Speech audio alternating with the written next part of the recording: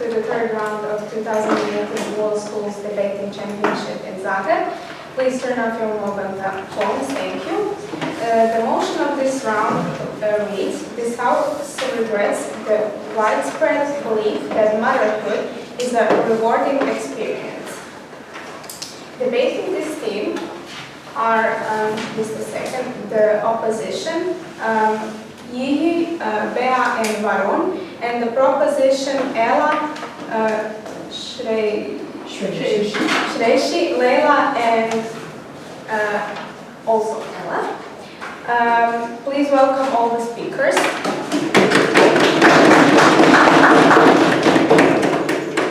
And now we have our judges, Montserrat,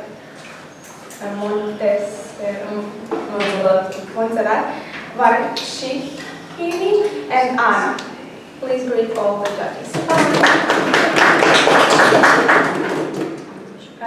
Each speaker has 8 minutes to deliver their speech. The end of the speech will be marked by a double knock. The first and the 7th minute are protected and will be marked by just one knock. The first or the second speaker of each side will deliver a 4-minute reply speech for this side. There are no points or information during the reply speeches. And now I invite the first speaker of side proposition.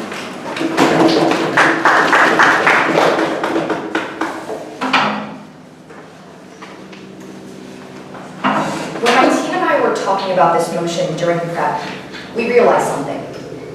Every single one of our mothers quit their job when they had us, left behind careers as teachers, flight attendants, and writers.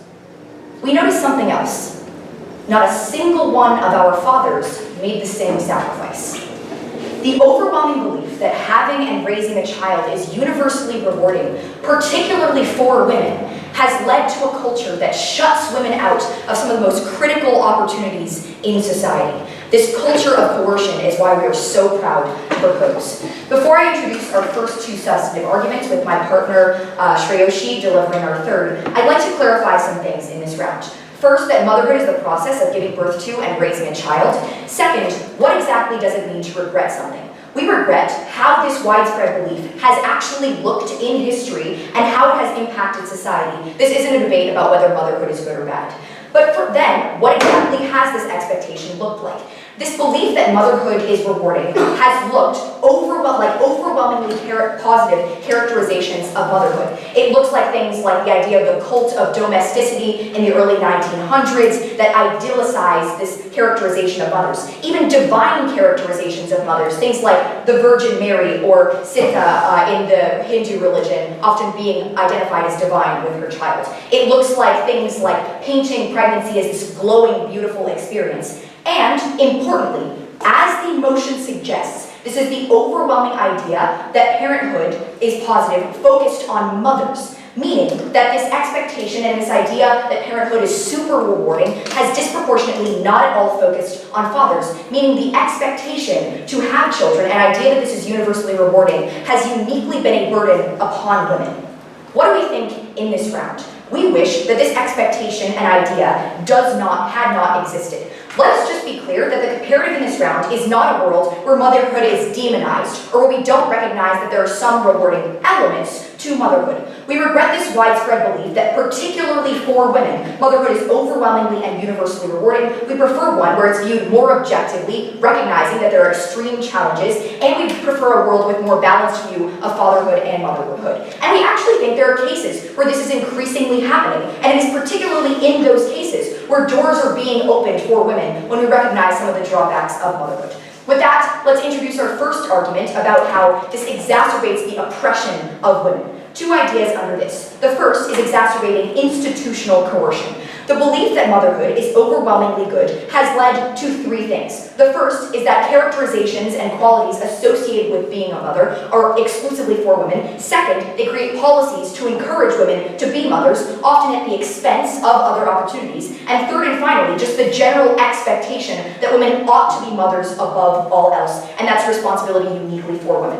What has this led to institutionally? It has led to women being denied an education for much of history because they're viewed as more suited for raising children. And you don't need to know math or science or calculus or history in order to raise a child. This expectation still exists in many places where some women are literally shot in the head for pursuing an education in places like Afghanistan. It looks like women being shut out of politics, both institutionally, where in much of history they're just denied places in politics, but also because people see women as more suited for the home, they don't view them as being in positions of power. But finally, women are often shut out of jobs because if you're going to be a mother, and I think that is such a rewarding thing for you to pursue, why would you sacrifice that experience in the name of getting a job? And even when, notably, women are allowed to get jobs, note that the first jobs that women were able to get were those that had characteristics associated with motherhood. The first jobs that women were able to get were things like being teachers or seamstresses that involved more domestic responsibilities like, taking care of children. And this shuts out women from being able to pursue things like being a lawyer or a doctor if they want that. The second reason this happens is through social coercion, both for young girls and for older women who are becoming mothering age. For young girls, we are told that motherhood is super rewarding and something that we should pursue from a really young age, both directly and when we're handed bride dolls and told to play house instead of doing things like playing with G.I. Joes or action figures or, police action figures like boys often are. And further, for older women who are approaching the age where they could be mothers, we're constantly asked, when are you going to start a family? When you graduate from college, how many children do you want? These questions are almost never asked of men because society views motherhood as a rewarding experience, particularly for women. This expectation is never placed on men. In contrast, however, if we recognize that there are a lot of costs to becoming a mother, and it weren't just an exclusive expectation on women, women would be able to evaluate all of these positive and negative things and actually make this choice for themselves instead of being coerced into it. We think in a world where this belief exists, that belief takes this choice away. This is incredibly coercive and has shut women out of a lot of society. Now moving on to our second substantive argument, but I believe you had a point. Yes. In fact, you stated that women don't evaluate this decision before having a child. However, they do evaluate whether or not they're placing the child ahead of their career, and that's when they do have a child. No. Yes, we think that women are making this evaluation, but the information that they're given when they're making this evaluation is fundamentally distorted to tell them that motherhood is overwhelmingly good and that they should pursue that above all else. If they were given more balanced information, it would be a real choice. We think it's a false one in the status quo, and that's just wrong, especially when men don't have to suffer from the same things. Our second argument in today's round is that this leads to shaming women, both those who choose not to have children and those who do choose to become mothers. Let's start with the first one.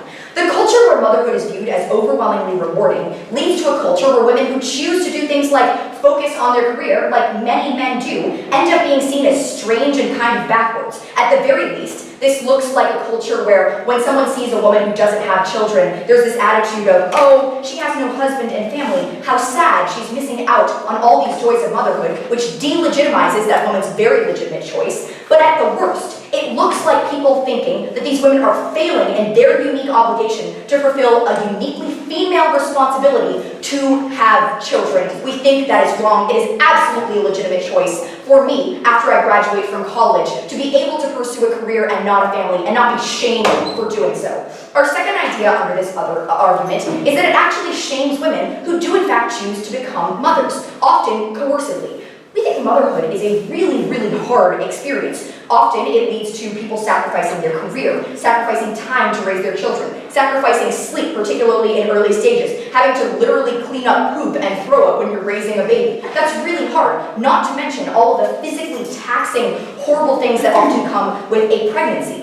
What happens, though, is that when motherhood is viewed as overwhelmingly positive, when women issue these very legitimate grievances, they're seen as corrupt, bad mothers because motherhood is supposed to be this overwhelmingly positive thing. This also leads to when women make choices that are seen as out of line with the concept of motherhood, like women who choose to balance career and family, people ask them, why aren't you at home with your children? You're being a bad mother by existing in the workplace. That is absolutely horrible. We also think that this leads to an overwhelming expectation for them to be responsible for their children's future. For all of these reasons, we're very proud to propose.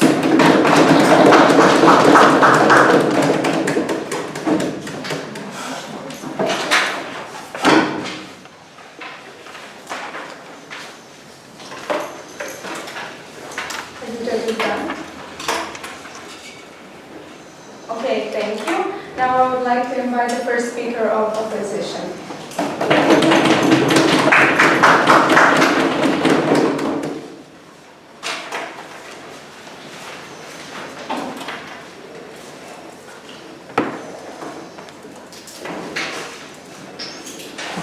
This team believes that motherhood has been and always will be rewarding.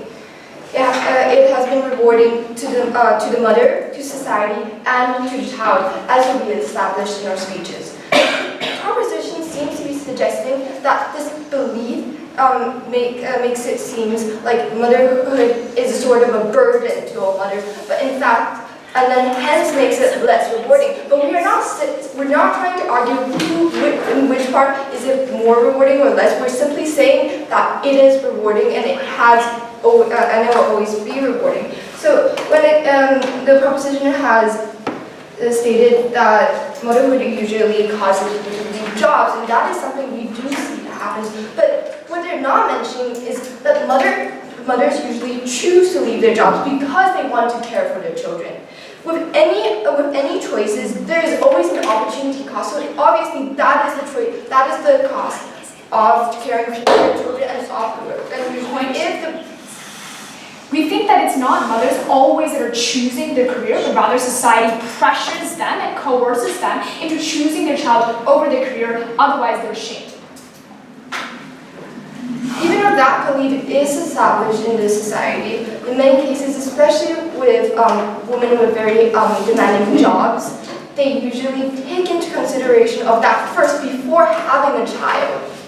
So in the cases where she describes where the mother is forced to have, not forced, but pressured into leaving their job, no one is forcing them. Maybe they won't be treated the same, but the ultimate decision is up to the mother. So if they really value their job above their children, why would they have children in the first place, right? Secondly, the team pointed out that children ends up burdening the mothers and not proportionally on the fathers. But in this case, we aren't suggesting that mothers. We totally agree that mothers are more pressured into taking after their children than the fathers. But in this case, we also have to suggest that the mothers are the ones taking care of them. Doesn't mean the father does not provide. It is the mothers that it is the father's work to provide for their family, which allows the mother to be able to care for their children at home. Without that, the mother will be forced to have their jobs. Hence why, in most cases, the mother chooses to be at home because the financial backing of their husbands allows them to do so. Thirdly, the proposition has pointed out that getting jobs with the Do you think that the experience of raising children, not just providing for them, is uniquely rewarding for women over men? We do not. But what we do, but that's the whole thing. We're trying to say that it is rewarding to the mother. We're not trying to say it's more rewarding for one gender more than the other. The proposition has also pointed out that with having children, getting jobs becomes extremely difficult. And we actually argue that when you have children, you learn things that you can't from the normal experience because there are things that you can only learn from having children, such as love, patience, and this maternal instinct that kicks in once you have children. And hence, that actually opens you to more opportunities because when you apply for jobs, you'll see, oh, this person can work as a group, they can work as a team, they have the ability to the tolerance to work with to have organizational skills that most people don't. Moving on to the point of this debate. It is important that we highlight again that motherhood includes both pregnancy and the experience of being a mother. The experience of carrying a child and giving birth requires huge contributions, as the proposition has said, but on the mother's behalf. But in the end, it is always rewarding. Just think, have you ever heard a mother say they regret having their child? Yes. Carrying a child, having them grow inside of you for 9 months establishes maternal bonds many of us can't even understand, because until you've had the experience yourself. Partly because the child and the soon-to-be mother the child that the soon-to-be mother is carrying will become the closest resemblance to them and the closest connection to them in the world.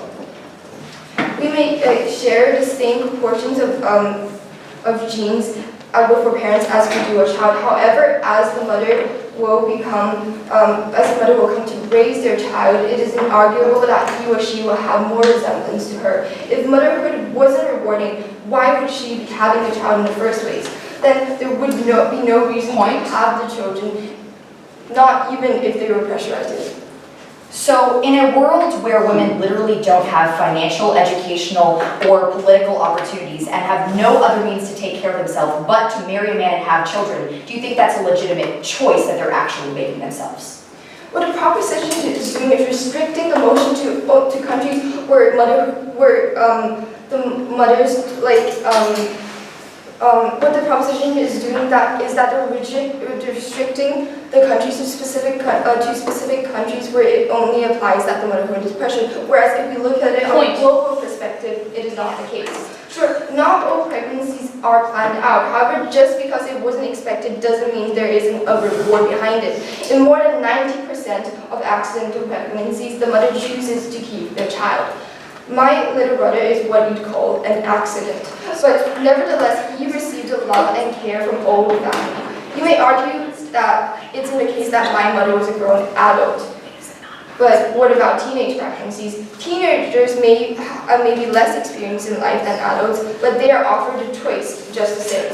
Just because you are pregnant does not mean that you must have a child. In fact, you can choose not to have it. And it'd still be rewarding to society as you were rewarding couples that can't have their own children and fulfilling their wish of becoming a parent. For teens that do choose to keep the child, teenage mothers are usually much more mature than women of their age, and that is because of the education that having children provides them with, that teaches them responsibility, care, patience, and love that no school can even try to teach. Hence, for them, the education that comes from being a mother is the reward they receive. Teenage mothers often say that having their child was the best choice that they've ever made. As a child with 2 siblings, I would know that not only did motherhood provide my mom with great joy, it also rewarded me as a sibling. As being an older sister has taught me the disciplines like sharing. In general, non-single childs are actually much better at socializing because of the tolerance it teaches us. The most important lesson having a younger brother taught me is putting him first above my own needs. Therefore, thank God my mother actually rewarded me with siblings, because I'm pretty sure I would have turned out being a much more annoying and self-absorbed kid. Motherhood is not just rewarding for the child, but also the families and societies. It is in the biology. It is in our biology to reproduce, to carry on our heritage. So why should people be shamed for having children? You know, they should be rewarded. It should be seen as glorified, because we are contributing. Women are doing something that no man could possibly do. So as I mentioned, it is simply okay. For your mothers, I urge you to oppose the motion, because they rewarded you with the very gift of life.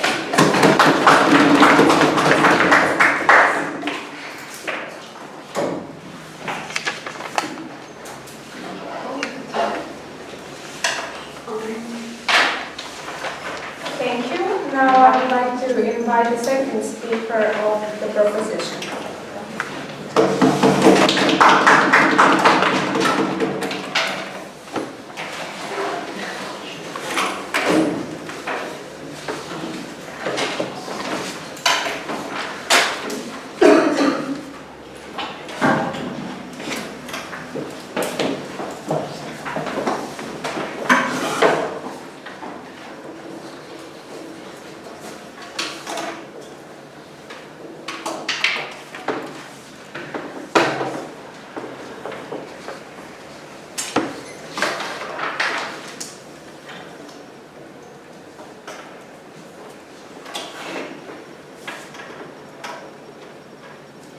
opposition asks, have you ever heard a mother regret their child?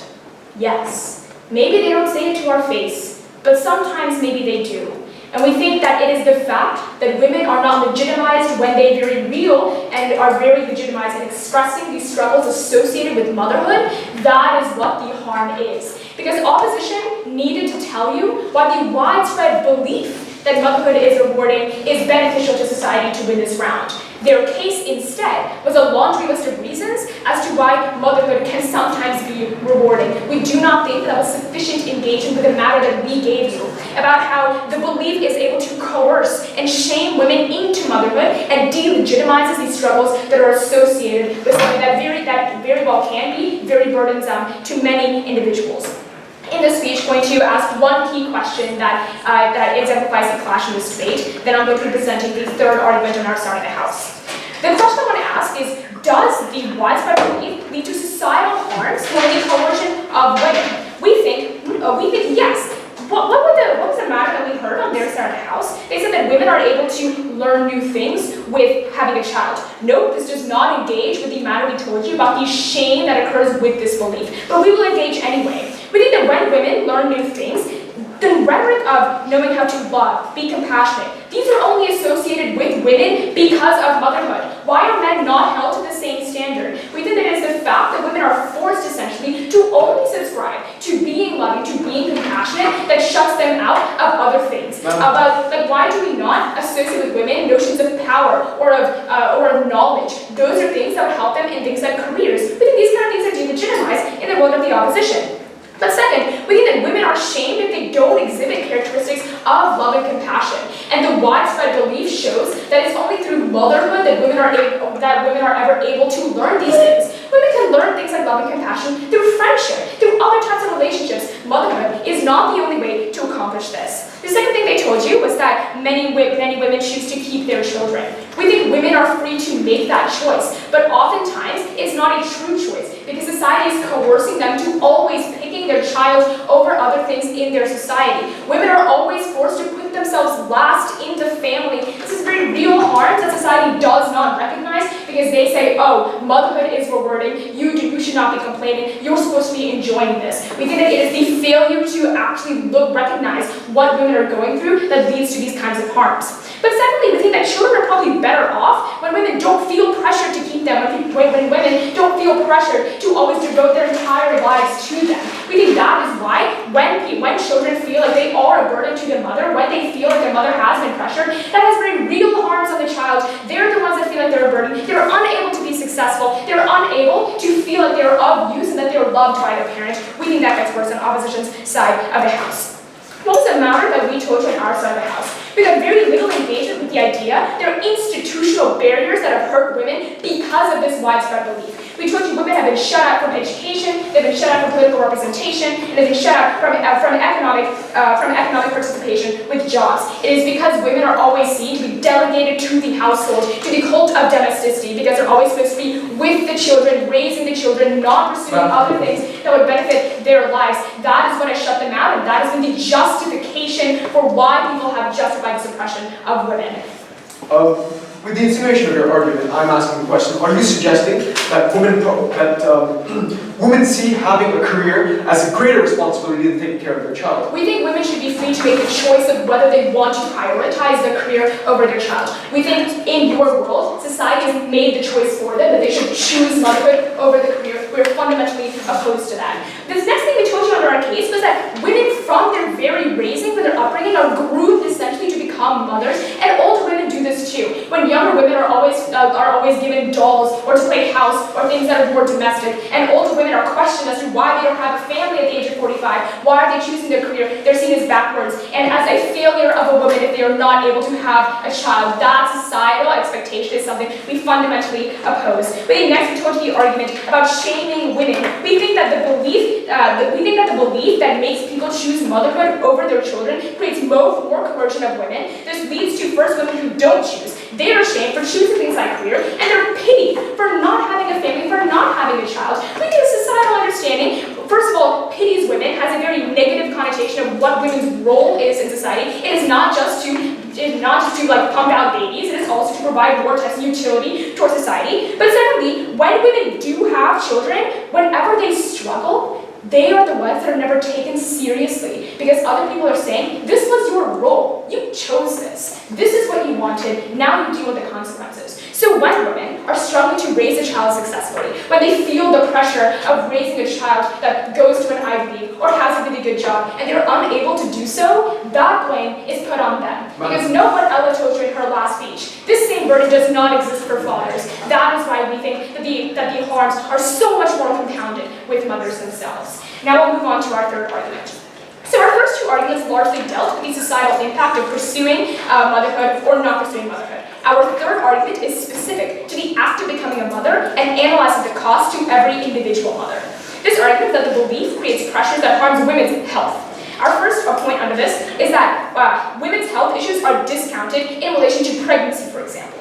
We think the widespread belief of motherhood that it's rewarding has created the idea that pregnancy is this glowing and beautiful thing that women are in their prime during pregnancy. Ella mentioned this at the top of her case. We think that this notion ignores the fact that the vast majority of women are often in a lot of pain during pregnancy. You have things like morning sickness, bloating, cravings and dietary restrictions. You can't eat shellfish, you can't have alcohol, you can't have dairy. But then there's also medical things that you can't take. You can't do things like be on antidepressants because that is seen to hurt the baby. They're very real health issues. They're not legitimized by that are not taken seriously because women are seen as always thriving during pregnancy. We think that when women struggle, society doesn't take their grievances into account because the mom is supposed to enjoy it. Second point under this argument is that this delegitimizes the importance of women's reproductive rights. What this means is that access to contraception is already very limited in the status quo because women are expected to have children and be happy with it. So why would they ever want to have things like birth control or family planning or things of that nature? We think it's the justification that motherhood is rewarding that has been used to essentially perpetuate limitations to reproductive rights. We think policies to increase access to birth control and family planning have failed because of this. For example, in the 1970s and 1980s, Gloria Steinem and Betty Friedan, who were feminist icons at the time, spoke out about getting access to contraception. What happened was massive backlash from the public, and it literally gave rise to conservatism against contraception. Why? It's because people said, why would you need contraception when the woman's role is to be a mother? This was the justification for the oppression of women. These are arguments that opposition has not been responding to. Ultimately, we prioritize the mother's ability to choose in this round. We are fundamentally opposed to society's coercion of women themselves because first it leads to institutional harms that have very real in the concrete world have already hurt them. It leads to subtle coercion, and that from the very upbringing of women themselves, they're the ones that are groomed more into motherhood. And third, it shuts out other women's grievances, and they're not taken seriously by society. We think this hurts women's ability to move up in society and to choose their own life for themselves. So proud to propose.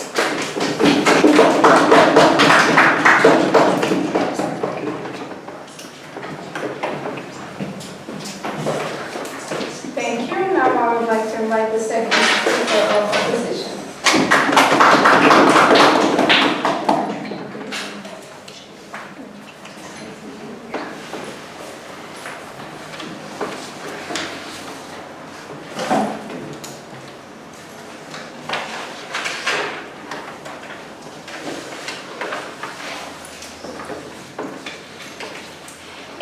When I was speaking with my teammates regarding motherhood, there's one thing that all of us actually got in common.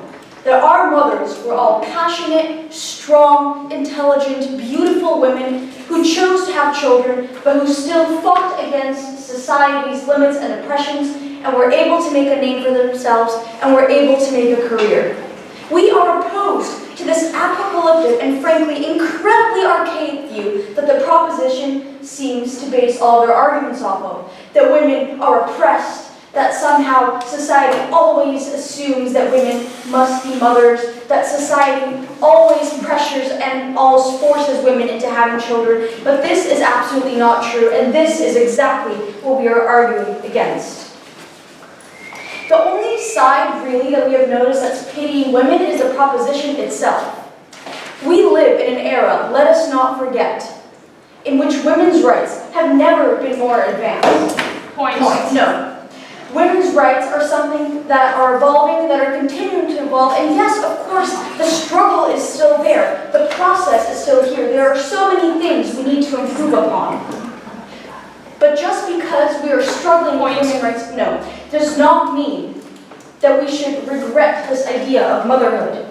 Point. No.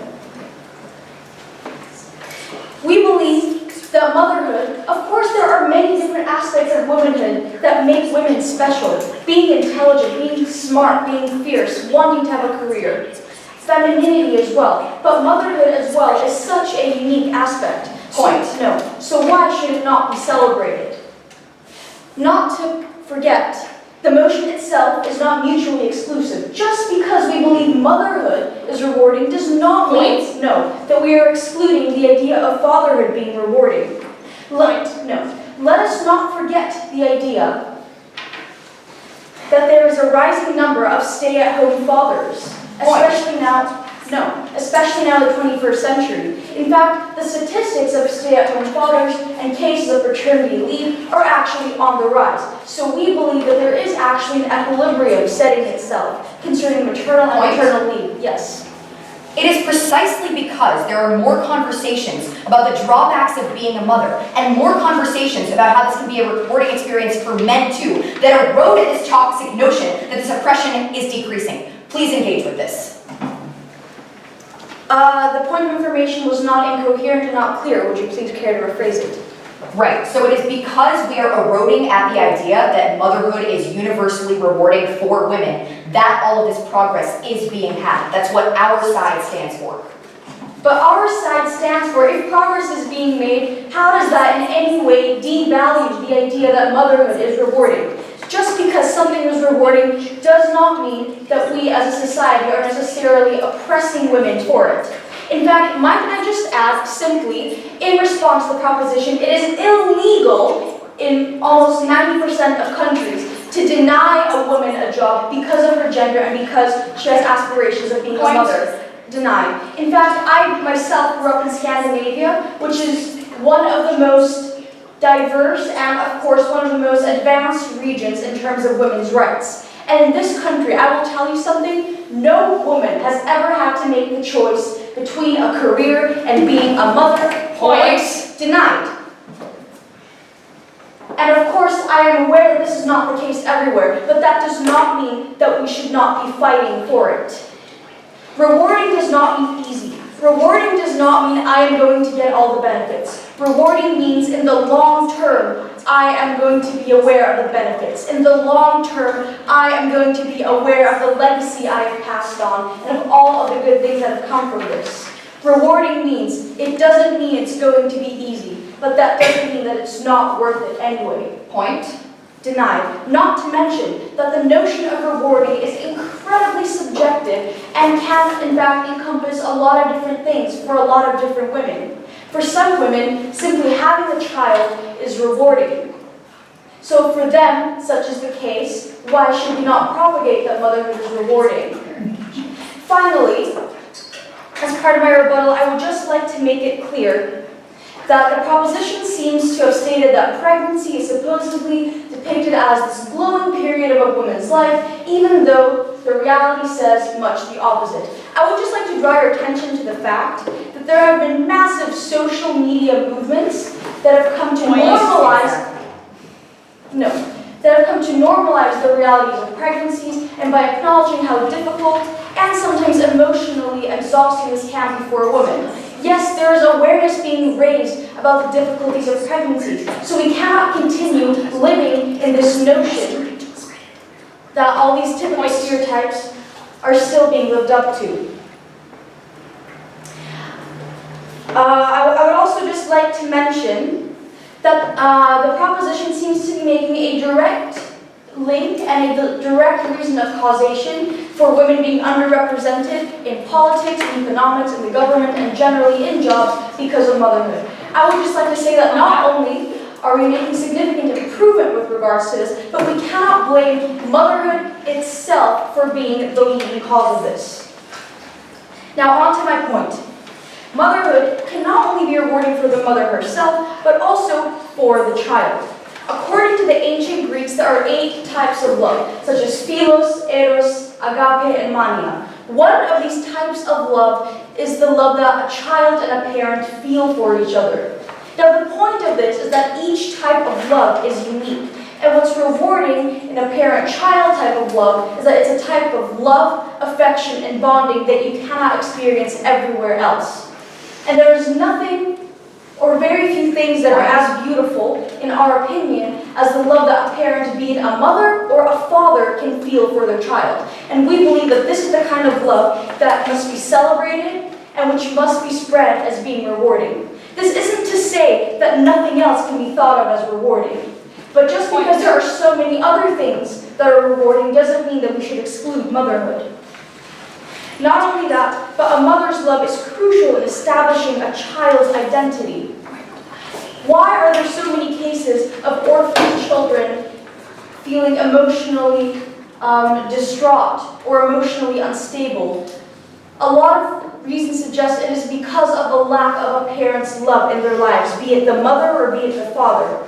I would also like to draw your attention to the fact that motherhood should be thought of as rewarding because you are passing on a legacy. It could be in the form of your DNA if it's your biological child. It could be in the form of your values. It could be simply in raising your child to believe that women are more than baby makers. And we agree with this. Women are fierce, intelligent, and they serve so many purposes. And we are so proud of the progress that society is making in realizing women's rights. But we also believe in the celebration of the uniqueness of women, of their ability to be a mother.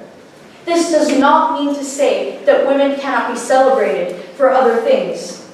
We do not believe in blatant generalizations, nor do we believe in the apocalyptic arguments that the proposition has stated. We simply believe that motherhood is one of the beautiful things that women should be known for and celebrated for, among other things. Thank you.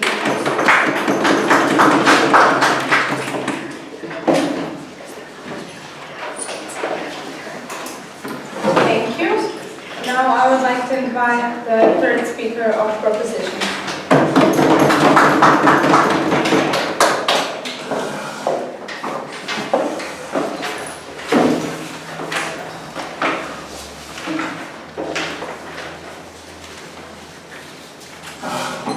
In the last speech that we heard from side opposition, they told us, and I quote, "No woman from this country has ever chosen to choose their child over their career." We think that that is blatantly false. We would tell you that in multiple instances, all throughout history and society, women have always been told to prioritize homekeeping, caring for the child, and ultimately prioritizing that over any advancements within their career. That's why, as children, we're handed baby dolls rather than legal pads and pens, because we understand that women ought to be following through these kinds of things in society rather than ultimately engaging in things that their male counterparts are given. In this speech, I'll be doing a few things. The first is addressing the third argument that we just heard in their last speech, before moving on to discussing two key questions that summarize today's debate. The first, on what does this widespread belief ultimately affect the decision-making process for women, and how does this widespread belief affect women's lives? But on to the third argument that we just heard from side opposition. Ultimately, they told you that the mother's love is what's going to best aid a child, and that's why we ought to see motherhood as a very rewarding experience. A couple of responses. The first response that we'd like to make is that we don't think in a world where motherhood is seen as not necessarily this glorified, rewarding experience, suddenly a mother's love for her child goes away. We think that's a little bit absurd. They didn't give you enough analysis or warranting as to why this is the case. I think on our side of the house, that bond still exists. However, that bond is even strengthened further. This is their second response. Because when the mother is actually able to prioritize things in their life that bring their quality of life and enhance their life, such as focusing on a career, such as ultimately making decisions for themselves that it's not swayed within societal perspectives of what they ought to do, that's where you're actually able to encourage a very independent lifestyle for your own child. That's where you're actually able to show to your child that these things are very beneficial to them and that they ought to follow the exact same path. We don't necessarily think that we got enough engagement with the points that we presented to you down the bench as to why women ought to have this priority over their own child in the first place. They simply tell you that motherhood is a good thing. We never rejected that. We simply said that the glorification and the rewarding experience that comes from that is not necessarily true. But on to the first question in today's debate, which is, what does this ultimate widespread belief do to the decision-making process for women? What we heard from side opposition here was that, well, the belief for women to want to quit their job, to be able to take care of their children, to want to have children in the first place, is a choice that they made independently within them on their own. Here's the thing. That woefully unengaged with our analysis that we gave you in our first and second arguments based off of the coercive nature that comes from valuing like a motherhood in a rewarding aspect, and the shaming that comes from women whenever they choose not to engage within the certain motherhood that is pushed forward in society. How does this happen? Let's dig really deeper here because we don't think that we got a sufficient response, but let's really tie up all the loose ends. First, we told you that there's a lot of explicit coercion that comes with this. This looks like things, whereas in a lot of Eastern Asian countries, that's where we're actually able to see early teens being herded off to marriage. They're prioritizing having as many children as possible because that's the thing that they obtain their worth from, right? The ultimate idea as being a young woman in those societies is because ultimately, if you don't have a child, you're not necessarily garnering as much benefits as you could be within your lifestyle. We think that this leads to a multitude of harms. It leads to women being held into the cold of domesticity that has been happening for years upon years. It's been holding back women from garnering positions of power because they ought to stay in the household to take care of their kids. That's why we see when women do get positions of power, they're shamed because they're not at home taking care of their children. They're shamed if they bring their child to work because it's ultimately showing that they're unprofessional. There's no win-win situation for women within the world of motherhood being valued as the utmost priority for women. But furthermore, this rewarding experience enhances it through enhanced when years of religion center around it, when every single piece of media centers around this idea that you have to be a mother. The second thing, which we're willing to engage with, and this is ultimately where most decision-making processes are swayed by, is subtle coercion.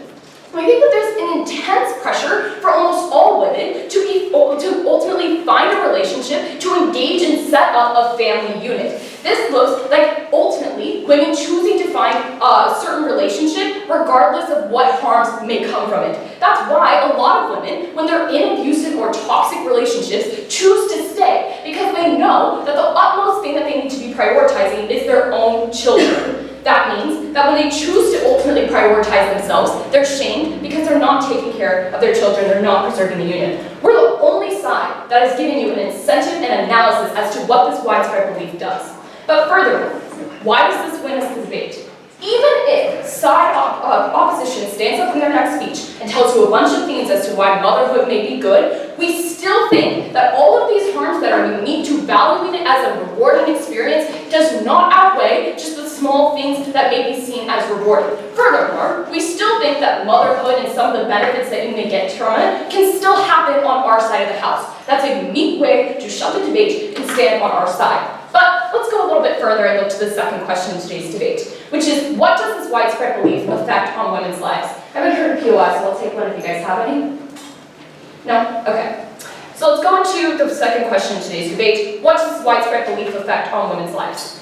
Side opposition gave you a very clear picture of what the life of a woman looks like from the time that they are born to the time that they retire and ultimately receive from society. We think they're born to instantly play with dolls that are emulating the life that a mother ought to have. They are handed aprons, they're handed baby dolls, they're handed easy bake ovens to ultimately fulfill the things that they think women ought to do. Then, if they go to college, even though they probably shouldn't because they should just focus on finding a family unit, they go to college to find a man. That's why, in my country, the most common phrase is getting an MRS degree, because it's most likely that you're going to college to be able to find a man, to find a suitable husband. We think that that culture is furthered under the narrative where it's rewarding to get a child, you have to prioritize finding that. But thirdly, in adulthood, say you're a woman that hasn't found that family unit. Say you're a woman that hasn't had a child yet. Ultimately, there's an immense pressure to assemble that family unit now. You're asked, when are you going to have children? How many children do you want to have? Those are all things that play into this. But furthermore, let's expand upon the third substantive that we gave you that got absolutely no response.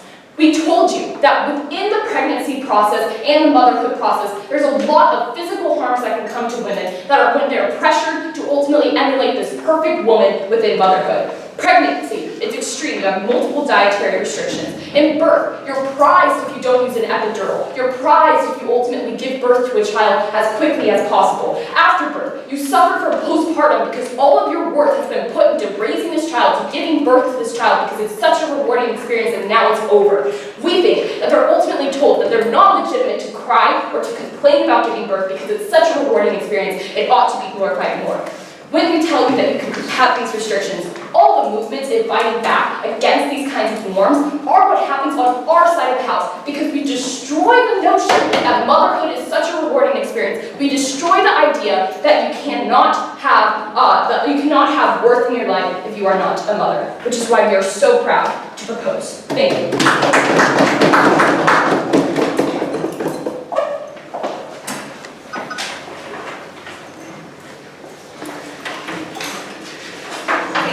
I would like to invite the third speaker of the session.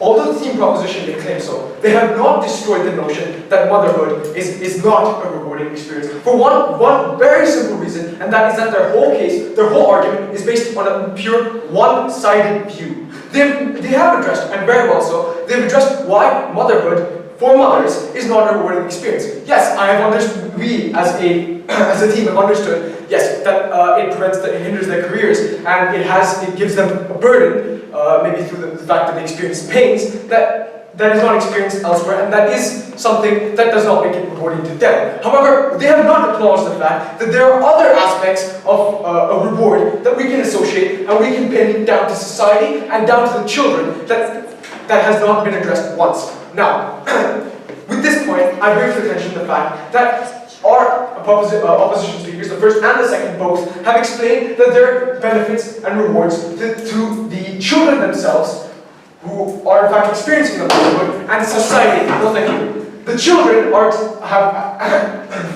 as explained by our first speaker, have care and affection and have the love that they have as their reward, no thank you, from the experience of motherhood. Now, apart from that major flaw, there's another flaw in the sense that you had your first words that came out of the first speaker was that all of your mothers had left their jobs in order to have you. However, we would like to reiterate, and I will explain why, that your mothers have done that intentionally, very well knowing that they would have to leave their careers when they had you in the first place. No, thank you.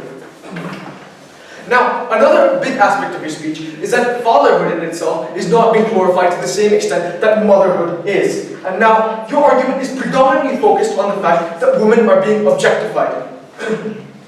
However, what you fail to consider is that perhaps women are given an opportunity, no thank you, women are given an opportunity greater than that given to any man when they're tasked with the aspect of giving birth. Point. Yes. When we say that our mothers chose child over the career, it was not necessarily their choice. There were other pressures from society and from the family that went into that as well. Please engage why the widespread belief does not perpetuate those harms. Thank you very much. I will explain exactly why societal pressures, etc., are not something that should sway the debate in any means. And that's one thing. I was going to refer to that later, but I'll come to it now actually. Societal pressures predominantly are focused in countries where it is ingrained in their culture that women are ones that should stay at home, no thank you, and take care of their children. And most often than not, especially in countries you mentioned like Afghanistan and Saudi Arabia, it is ingrained in their religion. And it is to them, they're doing God's service by carrying out their responsibility and taking care of children. But you are predominantly focused on the fact that this is somehow not good and not rewarding experience. But it is their decision, and that is one thing that you do not have the right to criticize, their decision to follow their religion and follow God's word by taking care of their children. And that to them is a reward in and itself. Now, another thing, no thank you, is the fact that your case that the father is not being glorified the same as the mother is, and the fathers are not facing societal pressures. But I ask you one thing. Why is it that society shames the father when they choose to abandon the child and decide not to take care of it? We see this increasingly in communities around the world. No thank you. No thank you. And it is the media and newspapers, etc., that are attacking the father specifically, and it is the mother that chooses to take care of the child, and she only chooses to do so because she deems the act to be rewarding. Yes? We don't think that in instances where people are holding fathers accountable is an actual impact off of valuing motherhood over fatherhood. We think that that's an impact on our side of the house. I agree, it's not about valuing motherhood over fatherhood, but what it is about valuing is that your analysis is mistaken. Your analysis is taking into considerations that are simply incorrect. That the media does target fathers, etc., and that just because they, let's say your case is right, and that they do not glorify fatherhood, that doesn't mean that motherhood isn't rewarding. No, thank you. I would like to explain something that makes our case all the more valuable. The notion of rewarding in itself is a very subjective one.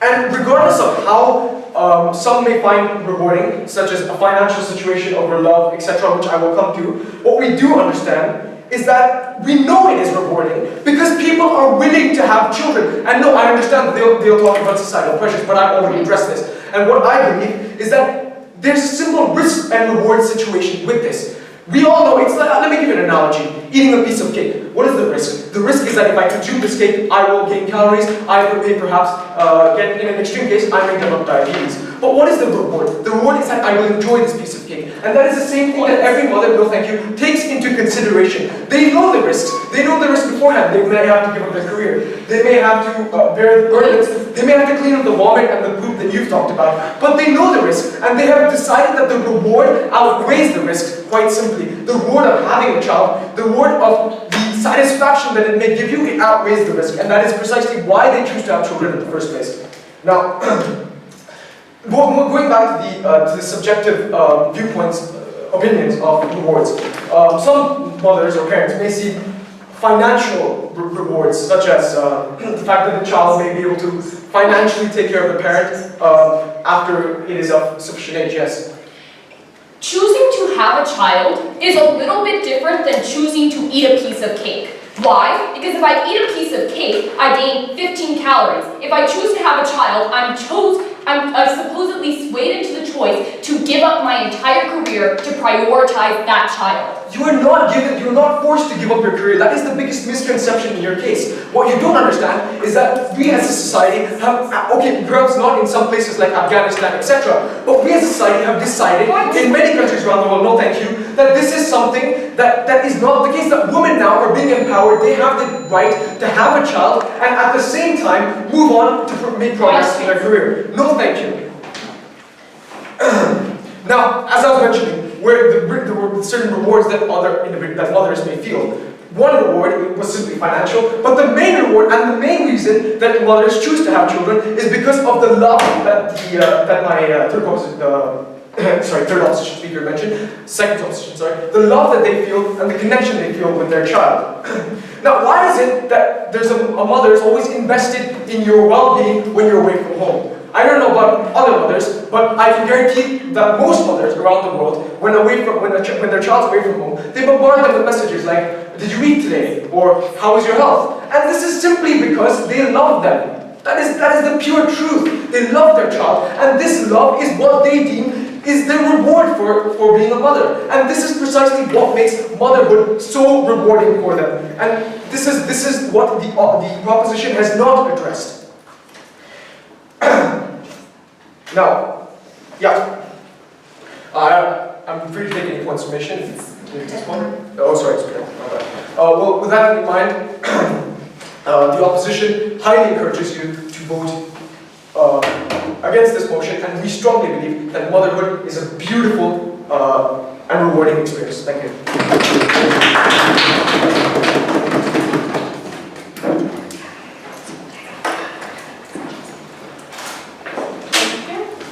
Now,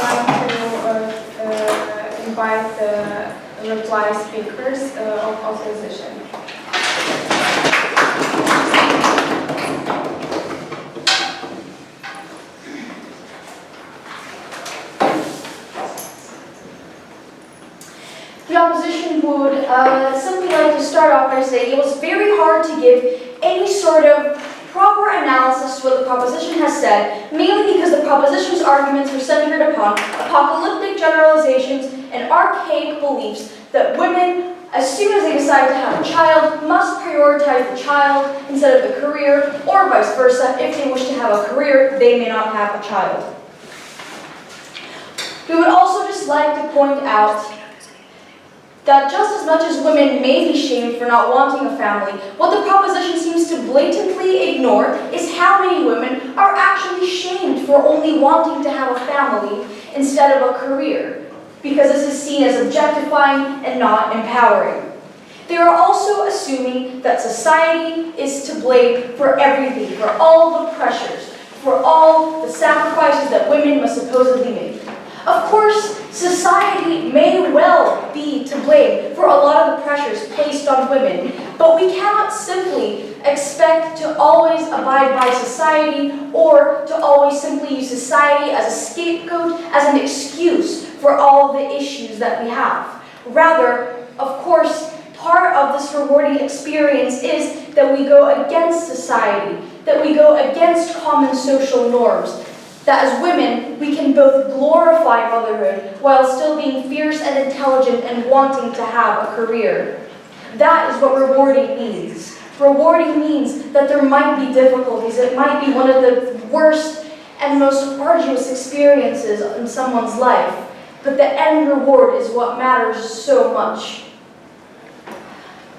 My team, the opposition, has given you sufficient analysis of why actually, rather than changing how we view motherhood itself, we actually need to change how we perceive women in general.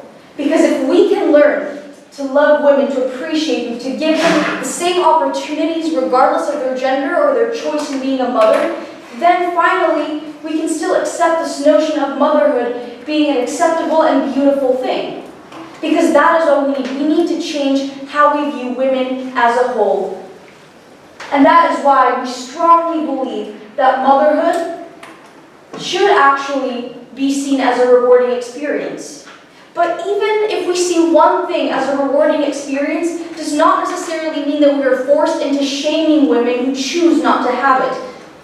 What the opposition is merely saying is that motherhood should be celebrated alongside other things, alongside other women's achievements. Because there is absolutely nothing wrong with simply acknowledging one of women's roles that they may or may not choose to take on.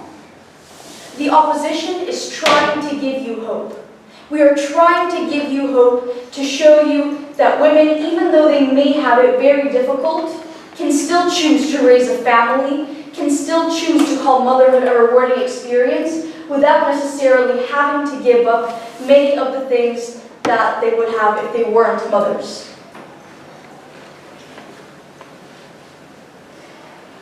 The opposition would also just like to say that this notion of rewarding encompasses many different people. It is rewarding to society because we are passing on a legacy. We are raising a generation of people. It is rewarding to the child who can feel parental love and a sort of love that they won't get from people who aren't their parents. And at the end of the day, it is rewarding for the mother if she can choose to overcome the obstacles of society and of motherhood, to still be a mother, yet to still have a career and be successful. We are proud to celebrate motherhood, and we are proud in convincing you that we have won this debate by showing to you why motherhood should not be shunned. Thank you.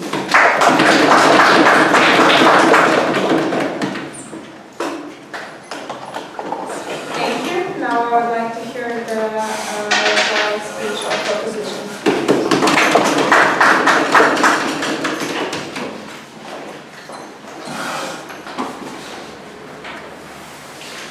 This was not a debate about whether there are some rewarding elements of motherhood. It was not a debate about whether most mothers love their children. It certainly wasn't a debate about whether mothers aren't or are fierce, strong, beautiful individuals. It was a debate about whether we ought to regret the culture that paints motherhood as an overwhelmingly positive experience that leads to things that their third speaker actually explained rather well, where in places like Saudi Arabia, there's an overwhelming cultural expectation and characterization of motherhood as intensely rewarding, particularly for women, that leads to shutting them out of all opportunities. We don't think these places don't matter in this debate. We also think this characterization exists in all parts of the world, and to the extent that in places like Scandinavia, where oppression like this is breaking down, we think it is precisely because people are starting to regret the overwhelmingly positive characterizations of motherhood, the overwhelmingly strong emphasis that we place on women to be parents. That's precisely why that is going down. We're very proud to propose. 2 questions in this speech. First, is this culture coercive? Second, how does it impact women? First, is it coercive? Pretty much their only line in this round is that women are in fact making a legitimate choice and there are parts of motherhood that are rewarding. So these mothers are making a good choice to be mothers over career women and things like that. We have extended so many structural reasons down the bench why there's an asymmetry of pressure and information that coerces women into doing this. And they've basically responded with assertions that they're not true. That was not nearly enough. What did we tell you? We told you analysis very similar to the stuff that their third speaker gave us about how this culture leads to people literally institutionally shutting out women from places of power, from education, because they don't need that to be mothers, which is most rewarding for them. We told you that it looks like being told, even in, yes, Western societies, oh, when are you going to have children? Oh, here's a Barbie doll to play with because you're going to be a mother when you grow up. Being a mother is super rewarding, and not talking about all of the costs of this. I've literally been asked if I'm going to have children since I was probably 9 years old. My brother has never been asked those questions. We think at this point, there's a huge asymmetry of information and pressure between men and women, something that they again responded to with literally just the assertion that this is the same for men and women. That's not true. We've explained this so many times down the bench, it was not enough for them to just be assertive in response. But another interesting idea that they bring up in this round is that children having mothers is great and the love between a mother and child is wonderful. And there was no engagement with our analysis about how children are actually better off on our side of the house when women are given more equal, balanced information and legitimately make the choice to become mothers and actually want to become mothers when they do, instead of being literally forced down that path because they don't have economic, political, or educational opportunities, or because they're misled into thinking motherhood is something that it is not. We win the debate on this question. This basically takes out all of their material on their side of the house and we win automatically. But second, let's talk about how this does impact women. Even if women do legitimately make the decision to have children, we think there was no engagement on our point about what happens after that. We tell you that even if they choose for legitimate reasons, when they're struggling under the legitimate burdens of motherhood, we tell you down the bench, when they're struggling with a pregnancy, they are told that those concerns aren't legitimate because you're supposed to be enjoying motherhood. Women who choose to engage in careers are shamed for not having children, are pitied and delegitimized and looked down upon by society. We told you that the only value of a mother in this society is in her children. There was also no engagement on our third argument about the health of women and how pressuring women, because this is viewed as so rewarding, into having a lot of pregnancies can be really draining on a woman's health, especially in places where natal care is not good. Their only arguments in this round were about there are certain positive elements of motherhood and there are benefits for children, with no engagement on all of our material about how all of this gets worse on their side of the house. We are so proud to oppose.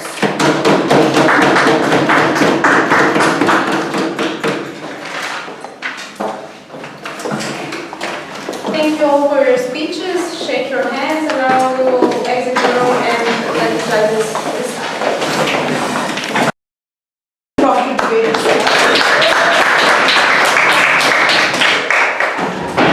So the debate, we all 3 adjudicators saw it the same way.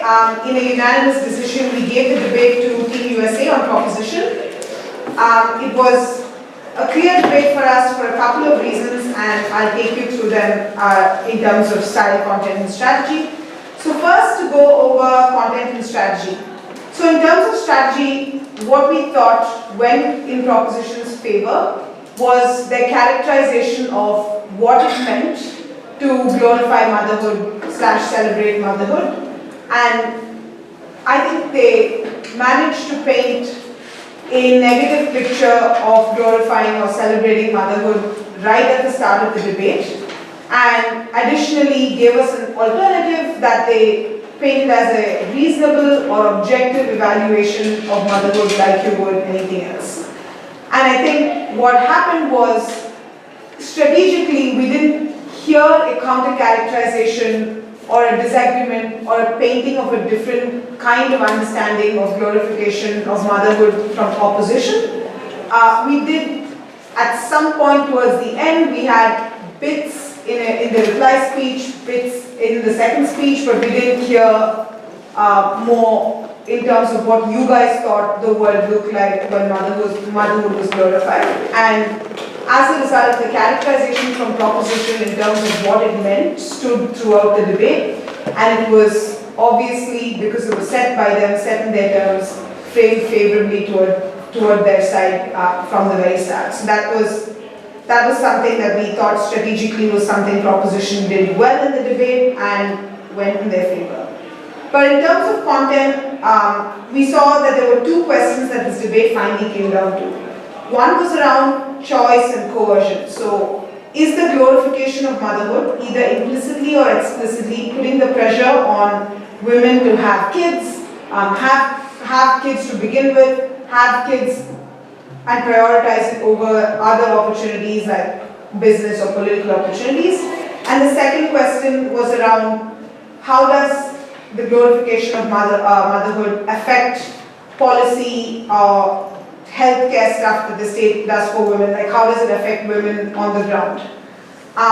So just quickly to take you through how we saw those two questions go. So on whether or not it exacerbates women's oppression in terms of coercion or choice, we thought there was actually a bit of engagement in this debate on that issue. So we heard from proposition right from the start that the idea that there's nothing better than being a mother often puts the pressure on women to give up their jobs or give up their opportunities to be mothers. We did hear from opposition at points that this was a choice that was legitimate that women can make. But proposition comes back and tells us that yes, obviously we do think that there's space to make a legitimate choice here. The issue is that the overwhelming narrative or the widespread narrative that motherhood is such a rewarding experience acts as misinformation in that circumstance for women, and therefore the choice in that situation is pressured or coerced or illegitimate. What we did not see from opposition after that was an attempt at explaining why, despite this, that there is the space to make a legitimate choice. So why is it that even though there is an overwhelming societal pressure or narrative, that women are still able to make this choice? Like, there could be many reasons for why that's true, but we didn't hear structurally why that is the case, that women can still make the choice in this circumstance. And as a result, we eventually adjudicated in favor of proposition on that question. We also obviously additionally heard that this coercion acts from a really young age. When they're older, they're shamed for not starting a family, questioned multiple times as to when they would start a family, and these are things that we didn't hear adequate response to from opposition. The second question, in terms of things like what kind of policies are framed around women, what is the impact this has on women's health policy, things like health issues being discounted during pregnancy, things like how do you look at postpartum depression, say. These are issues that we didn't hear a response at all from opposition, and as a result had to credit to proposition as arguments that they made that stood at the end of the debate and were very relevant because they heard real women on the ground, and as a result that's an argument we had to give credit to. However, we did recognize from opposition that you guys brought your material to the table. So in terms of, you argued to us, for instance, that motherhood is actually a rewarding experience, that it is a great experience, the bond that mothers and children form, and that it is in reality a rewarding experience, and as a result should be treated as one. I guess the reason we could not credit that as much towards the end of the debate was that proposition managed to show us that it is true that it is rewarding in some cases, it is true that it is not as rewarding in other cases, and given that this difference exists, there should not be a widespread narrative that it is always rewarding. And that's something we didn't have you guys come back on towards the end, and that's why we saw the debate go in favor of proposition. So you guys can get individual feedback from the three of us. We'll also give you more individualized style feedback. Please take out from the three of us. Varshini, Varshini.